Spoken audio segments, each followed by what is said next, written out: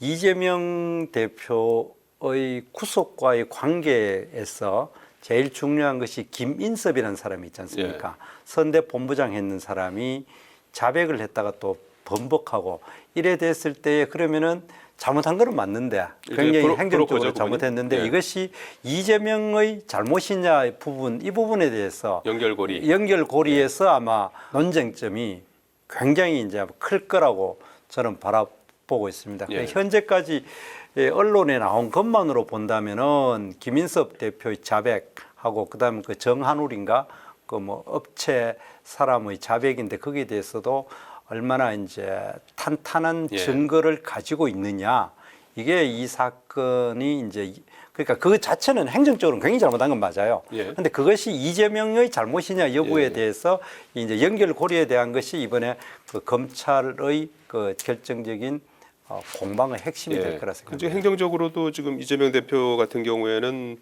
그 용도 변경이 박근혜 전 대통령의 지시, 당시에 그 국토부의 요구가 있었기 때문이다. 이제 이렇게 얘기해 놓은 상태고 반대로 지금 뭐 용도 그 국토부 공문이 공개된 게 있는데 용도 상향을 요청한 적 없고 성남시에서 판단할 사항이다. 뭐 이런 내용이 담긴 공문이 그 공개가 된 적이 있어요. 이제 국토부 문건 외에 이재명 대표가 가지고 있는 본인의 말을 신빙성을 뒷받침할 수 있는 무언가를 좀 제시를 해야 되겠죠.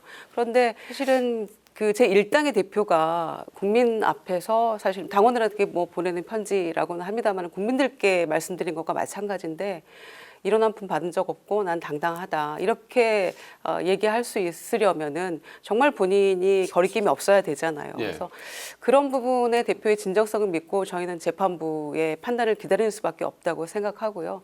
아마 그 부분에 대해서도 오늘은 이제 진술서를 가지고 가서 그거 제출하고 지난번 3번 출석과 마찬가지로 그냥 묵비권 행사하는 방향으로 가지 않을까 싶은데 이 부분에 대한 재판부의 판단이 가장 관건이죠, 사실. 그래서 그런지 지금 민주당 내부에서 지금 플랜 B를 준비해야 된다는 목소리가 많이 나오는 것 같아요. 오늘 박찬대 최고위원도 플랜 B에 대한 고민도 있는 것은 사실이다. 라디오 인터뷰에서 이런 얘기를 했어요. 일단은 상황이 조금 도래해야만, 왜냐면은 이렇게 뭐 공방이 붙었는데 영장 실질 심사에서 기각이 되면 이 대표는 그야말로 이제 검찰에 문제가 있다는 게 드러나는 거고 수사에 이 대표는 날개를 달게 되는 거라서 이거는 사실 확률은 반반인데 누구도 예측할 수 없는 거라서 그 플랜 B를 어떤 방향으로 정하겠다는 저는 좀 와닿지는 않거든요. 우선은 저는 뭐 플랜 B, C보다는 이 상황에 대해서 정면 돌파하고 그 결과를 놓고 판단하는 게 맞다라고 생각합니다. 예. 뭐 내가 민주당 사람이 아니니까 그 이야기할 것도 없고 다만 민주당 그 소속 의원들 입장에 머릿속에 플랜 B에 대해서 강력한 생각이 있는 것 같아요.